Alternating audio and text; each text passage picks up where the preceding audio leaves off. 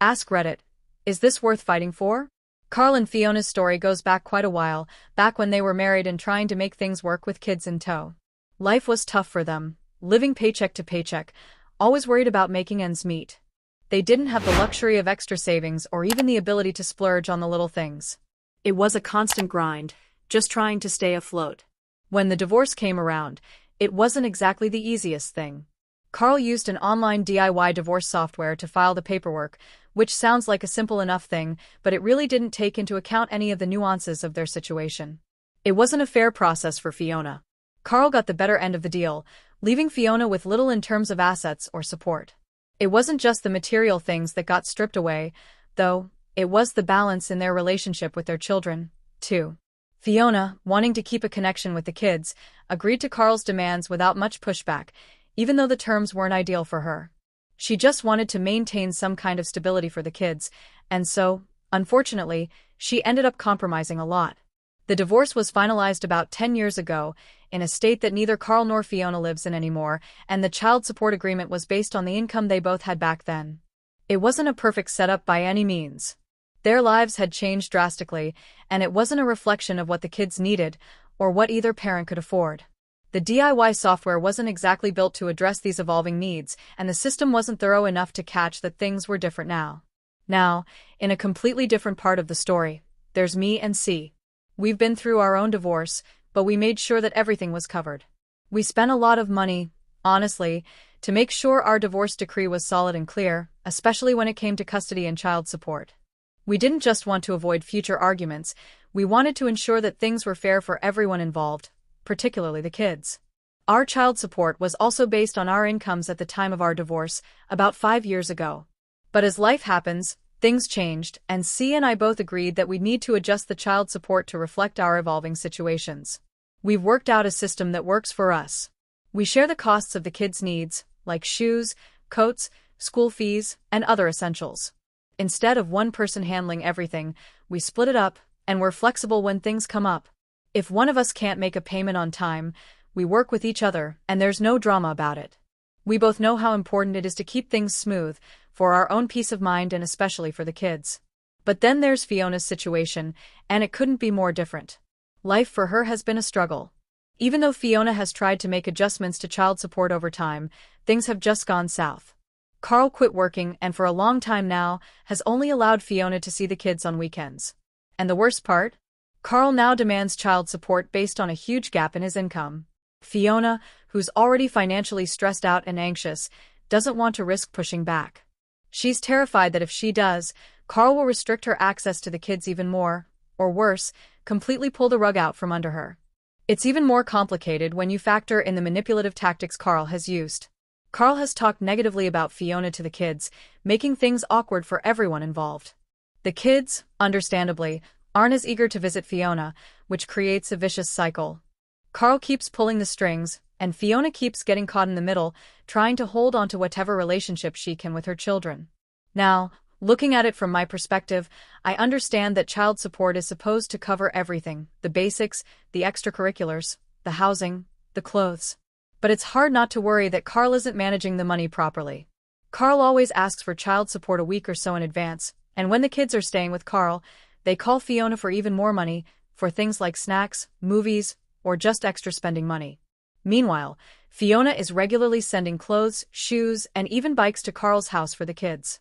But here's the kicker. When the kids come back from Carl's house, they're often in the same dirty clothes, looking like they've gone days without proper care. It's frustrating to see that money isn't being used the way it's supposed to, especially when the kids seem to be suffering in some ways. There's also the issue of transportation. Carl, despite being remarried and having more kids now, always seems to have an excuse when it comes to driving the kids for visits. Fiona, on the other hand, is managing most of the household expenses, but still, there's hardly any support coming from Carl for the kids' everyday needs. It's a tough spot to be in, and Fiona is doing her best to keep things together, but it's hard when it feels so one-sided. To add even more complexity, one of Carl's children, my stepchild, lives with us full-time because of school proximity and medical needs. My stepchild barely sees Carl except when Fiona picks up the other kids, which doesn't help their relationship with Carl either. It's tough to watch Fiona constantly carrying the weight of it all, trying to juggle everything with so little help, especially when the financial support she receives doesn't feel like it's making a meaningful difference. Update. 2 months later, not much has changed for Fiona. She's still caught in that same struggle with Carl, trying to balance everything while barely keeping her head above water. Life's been a bit of a roller coaster for her, still fighting to get the kids the things they need, but now it feels even harder with all the added stress. Carl's still not doing his part, and it's only getting more obvious. Fiona had hoped that maybe things would get easier, that Carl would step up a little bit, especially considering how much she's been doing on her own. But nope, Carl's still making things as difficult as possible.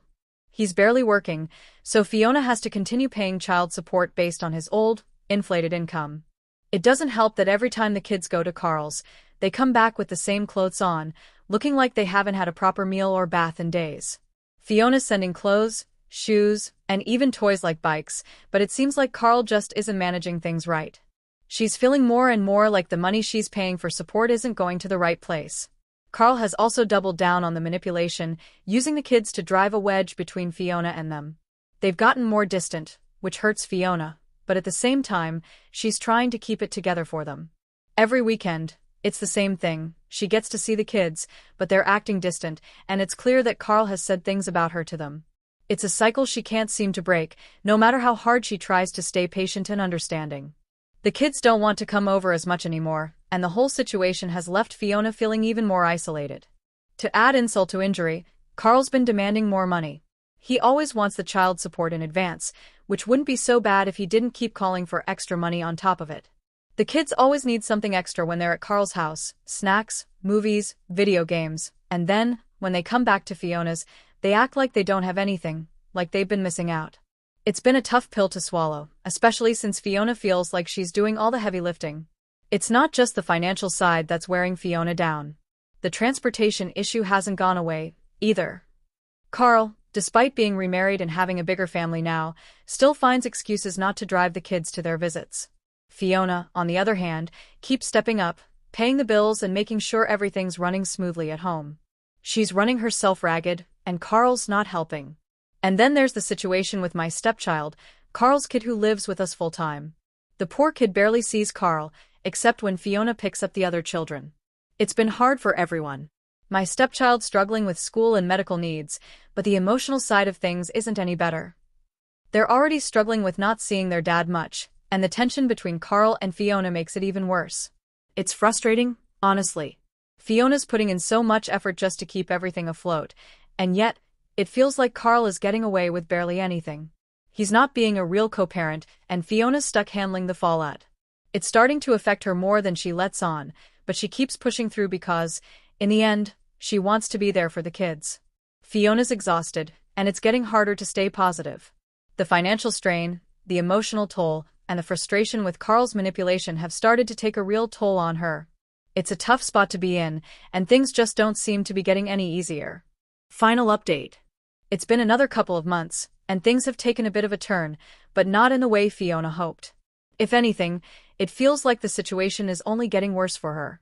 The weight of everything has just built up, and Fiona's at a breaking point. She's tried so hard to make things work, to keep things together for the kids, but Carl's continued refusal to pull his weight has worn her down. The financial strain is getting harder to ignore.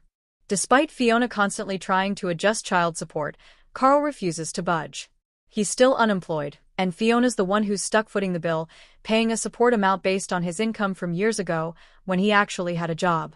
It doesn't help that Carl always expects the money a week early, and then asks for extra cash for the kids when they're with him, for things like movies, snacks, and video games.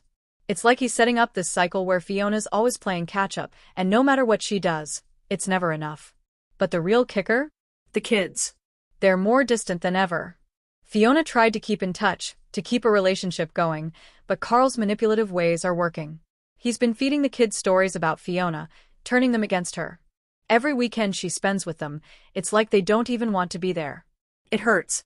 Fiona's trying to be patient, but it's becoming clear that Carl's agenda isn't just about the money, it's about keeping control over the kids and making sure Fiona has as little influence as possible in their lives.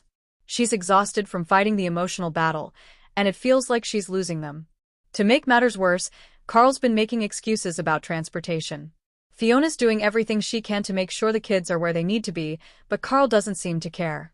He won't drive the kids to their visits, and every time she asks for his help, there's some reason why he can't.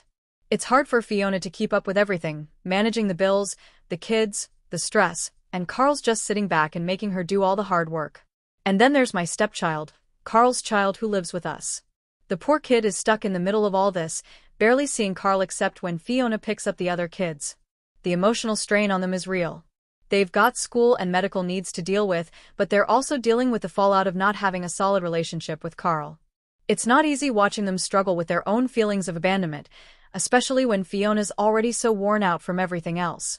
So, after all this time, it feels like Fiona's been stuck in a loop of disappointment, frustration, and exhaustion. No matter how hard she tries to push through and stay positive for the kids, it's hard when it feels like Carl's not even trying to be a co-parent. The financial support doesn't seem to be helping at all, and every time she takes a step forward, she feels like Carl pulls her 2 steps back. The emotional toll has been taking its toll on Fiona. She's reached a point where she feels like she's almost running on empty. She still wants to be there for the kids, but it's starting to feel like a never-ending uphill battle. She's tired, and honestly, things aren't looking like they'll get any better anytime soon. So, for now, Fiona is holding on, just barely. The situation with Carl hasn't improved, and it's unclear what the future holds. She's doing the best she can, but it's hard not to feel like the system has failed her. In the end, all she can do is keep trying to keep the peace and hope that somehow, things will turn around.